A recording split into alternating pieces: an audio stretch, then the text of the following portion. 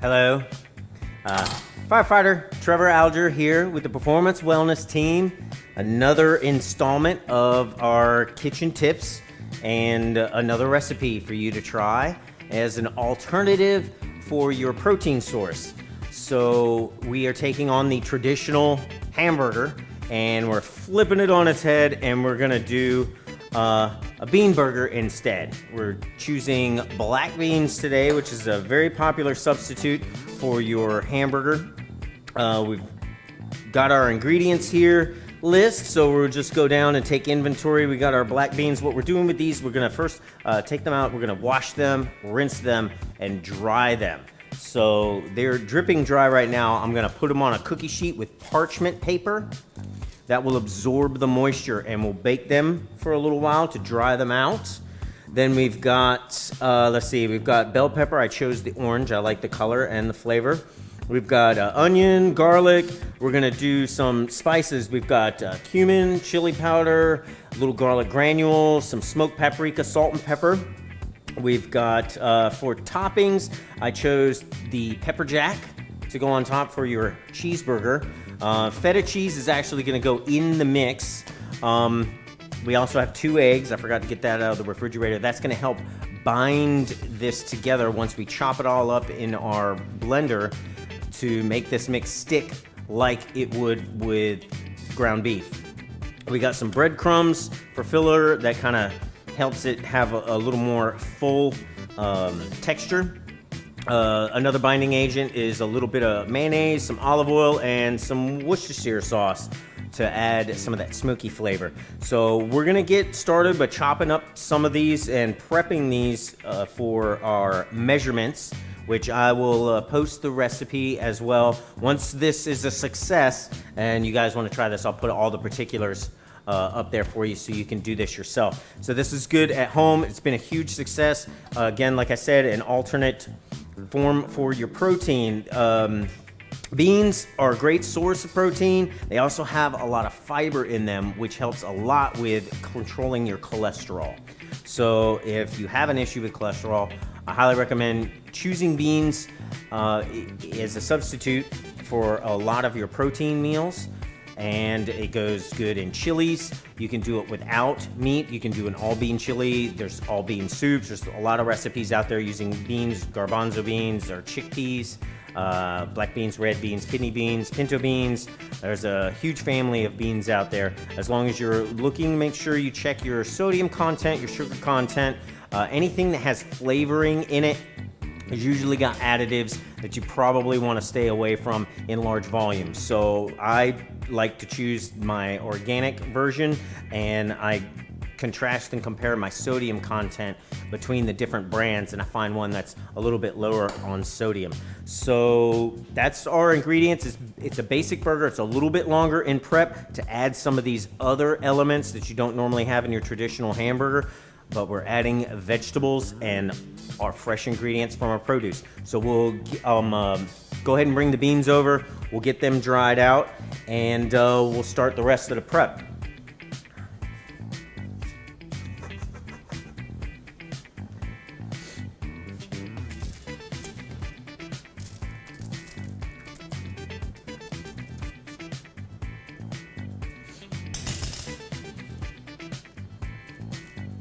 So I'm spreading the beans out on the parchment paper. Again, the parchment paper is gonna absorb some of the moisture. If you did it on tin foil, it would end up cooking the beans more than drying them out. We've got a low temperature setting on the oven. We'll pop them in for about 15 minutes. We just wanna get all that moisture out. It helps the beans and the rest of the binding agents stick together. If there was too much moisture in it, it will end up falling apart. So the consistency of a good black bean burger is very, very important.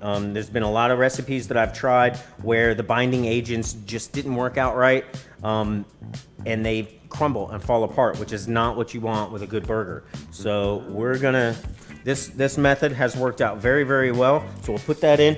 A good safety tip, anytime you're in the kitchen, have a timer handy. Your telephone's got timers on them.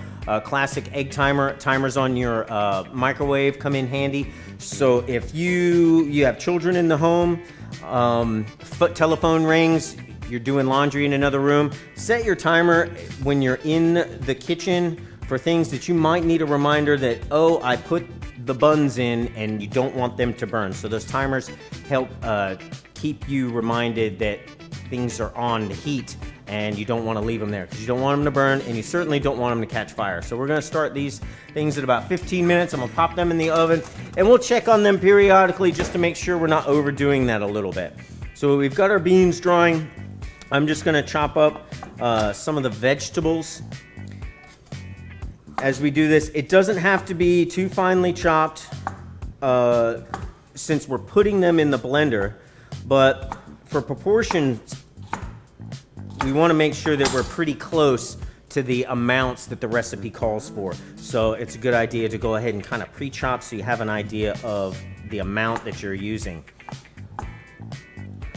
If you're not savvy in the kitchen or you don't have a lot of knife skills, as you learn, it's also a pretty good recommendation to keep clean towels nearby. You can also have either alcohol or hydrogen peroxide and some small Band-Aids handy, because as you begin to learn your cutting techniques, inevitably you're probably going to nick your fingers. So rather than have to run out of the kitchen leaving things on the stove to doctor a finger that's bleeding, you can have everything that you need right there. So you can grab a rag or a clean towel, administer some agent to clean the wound, put a Band-Aid on it, and keep right on going. That way you don't have to leave your stuff on the stove or in the oven unattended. So once you've developed some more skills in the kitchen, you're probably less likely to have those injuries. So just a few more cuts here to gauge our amounts, and what we're calling for is about a half cup of onion, which looks pretty good to me here. They want it finely chopped because we're only going to use the blender for pulsing. It's more of an aggressive mix. We don't want to blend it. We're not making a smoothie, so we just want to make sure everything gets finely chopped. So we'll cut this up a little bit more and give it a good head start. You do want it to have a little bit of texture to it.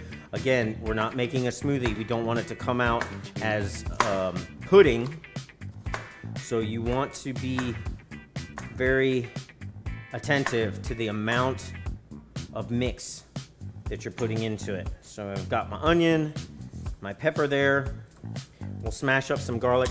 It's a good trick with your garlic is to just turn your blade flat and press it on the casing. It pops the casing open, and then you can easily peel your garlic pretty quickly without having to spend a whole lot of time peeling the garlic.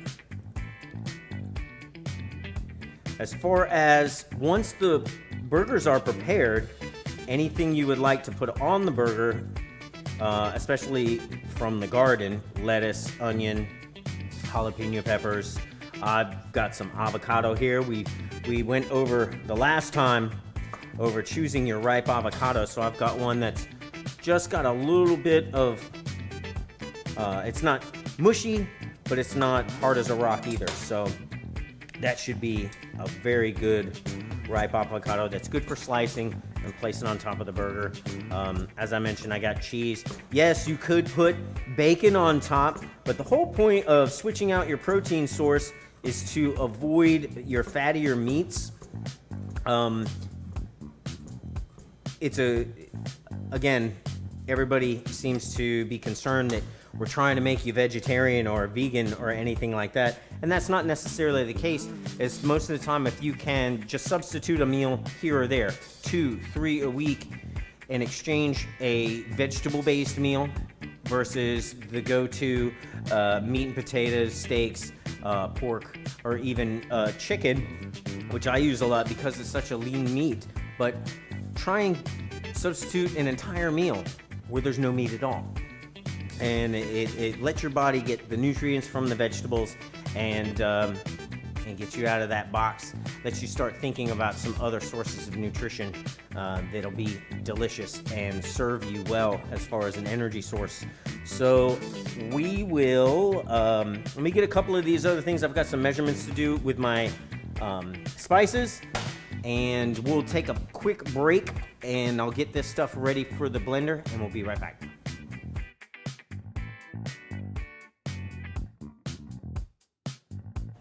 Okay, so we're ready to add our vegetables. We're gonna saute them first. I neglected to mention that part, so that's what our olive oil was for. I've got it heating over some moderate heat. I've got the garlic, the onions, and the peppers in there, and we're gonna throw them in and saute them for just a moment.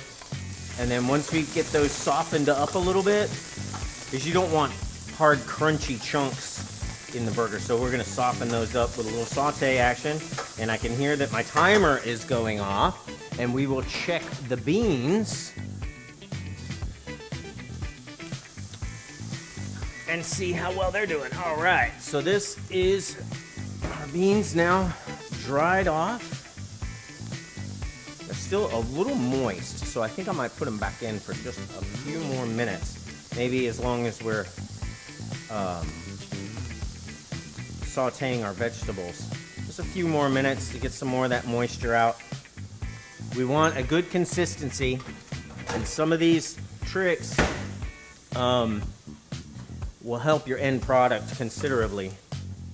So another good safety tip is when you're in the kitchen, keeping your handles turned away, not over another flame or another heat source, but turn your handles away, because if you're anything like me, you have children and dogs that are always in the kitchen, which are a bit of a hazard. If you can remove that hazard, that's even more safe, but sometimes it's not able to do so. One of the safety things that you can do is to just make sure that your handle is not hanging off the side of the stove for someone to bump into or to knock it off. So we like to keep our handles turned away or turned inwards.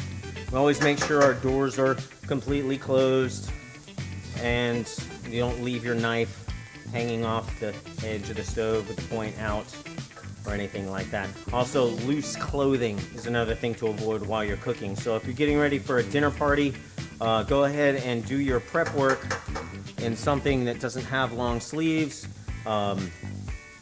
or for ladies, if you have a blouse, or gentlemen, if you're wearing a coat, go ahead and take that off. If you have a tie, tuck that in so you don't have an accident. If you end up with a grease fire, we all know you want to smother it. You don't want to pour water on it. So keeping a lid at the same size and diameter of the pots and pans that you're using, handy, just within a hand's reach. That way, if you have something ignite on you, you can just put the lid on it and smother the fire. Same thing goes with your stove and your microwave. If it happens to catch fire inside the stove or the microwave, power it down, turn it off, unplug it, but leave the door closed, because the lack of oxygen will smother the fire and it will go out. So we're softening these up quite nicely. Check my beans again here. They are roasting away beautifully. I think we are headed in a good direction. So the next step we're going to take is, once I get these softened up, we're also going to pat them dry as well, as everything needs to be, we don't want any excess moisture in our mix, so that when it cooks, that water escaping will reduce the consistency of the burger. So we want a really good hearty texture to the burger, because most people traditionally have the ground beef burger and the texture and the consistency will be vastly different. So we want to get it as close to what you normally would enjoy as a hamburger with the beans. Okay. So that's looking pretty good. Let's check our beans one more time. Yeah, pretty good. Feel a little bit better now. Oh yeah. Yeah. maybe 1 more minute. That's center. This is 2 cans of beans spread out again on the parchment paper, soaking up that moisture. But just a little bit more, and we'll be ready to go. I'm gonna turn this off. I can leave this on the stove while I go to more prep. I'll be right back. I'll show you what we're gonna add. This is what we've put together as our binding agents. We've got our spices in there. We've got our Worcestershire in there. We've got our mayonnaise and our eggs in there. We're gonna put that all in the blender with the beans and the vegetables. And that's gonna be our mixture. And then we'll patty it up and cook it just like a traditional burger. So we'll reset the camera. We'll be right back. All right, so we're pattying up our mixture now. And a little trick of the trade is to have a little bit of flour handy, because the mix is pretty sticky. As you can see, you don't want to stick to you, just like anything with eggs in it. So a little bit of flour will help you handle it without causing a huge disaster. So they're a little soft, but I think we should be able to transfer them from our plate to our cooking surface without too much damage to the patty itself. So get a little bit of flour on there to help us handle it without, because once it gets sticky, it's real hard to manage. All right, that lost the shape on that one a little bit. But once they start to cook, they'll keep their shape a little bit better. Okay, so this should make 5 to 6 burgers, depending on how big you're pattying them. And they're not going to shrink as much as your ground beef burgers, because they're not losing fat and they're not gonna reduce. That one's really soft. We got some moisture in there, but that's all right. We'll make do. I'm gonna put that one there.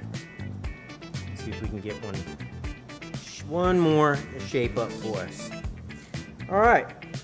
So we're gonna prep a pan, get a little bit of oil and some heat on it, and we'll put these things on the heat and see how they come out. So I don't know about you, but I like toasted buns. And so what you need to get a good even toast on your bun is to provide a layer of fat. You can use butter. In this case, we're using mayonnaise.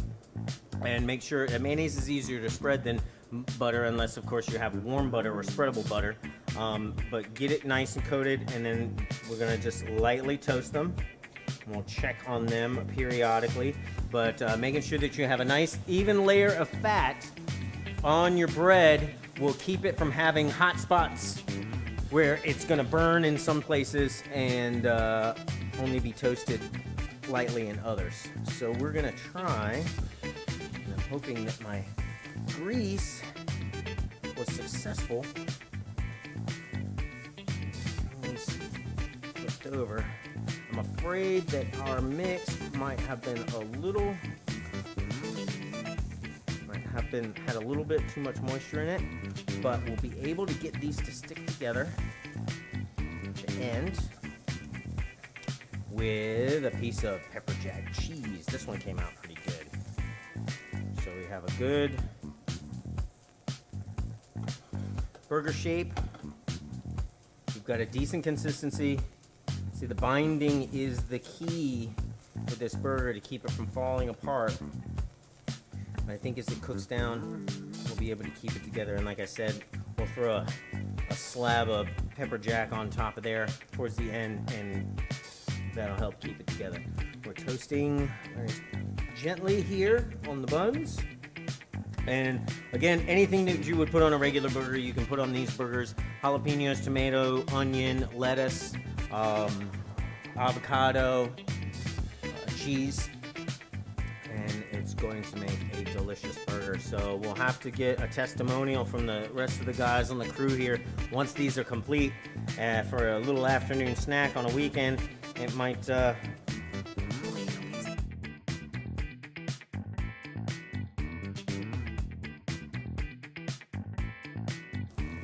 So we've applied the pepper jack cheese. Hopefully that's gonna help them stay together even better. Now that they've been cooked, some of that moisture has dissipated and allowed our binding agents to do their job. So at the finished product, we're hoping the consistency is going to be nice and firm and not be soupy. We're gonna transfer it over here. See, I think, get them unstuck first before we make a move. All right, so I check my path, make sure there's no toddlers or dogs in the way. And I can place my burger. Oh yeah, the consistency is pretty nice. I could have got bigger buns because I made these big boy burgers here. So again, dress it just like you would a burger. Put this back over here. Turn our fire off. So we've got a nice black bean burger. I've got avocado here. Try this. Normally I would put some mustard or ketchup or something on there. So still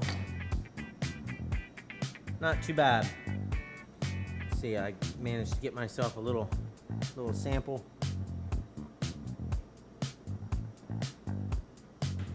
It's a little warm. I'll let those cool off for a little bit. But that excellent flavor. I think the key is in the practice of making sure that you get all of the moisture off of your beans and pat your vegetables really, really dry before you go into the blender and adding your binding agents. If you do this recipe a couple of times, you should get the consistency to come out just right, and I think you'll be really, really happy with it. Again, anytime you can substitute a vegetable or an alternate protein in place of meat, I think it's an excellent source of nutrition, and it's less fat, better fiber, lower cholesterol, and all the health benefit to you. So please experiment a little bit in the kitchen. Stay healthy, stay safe. We'll see you next time.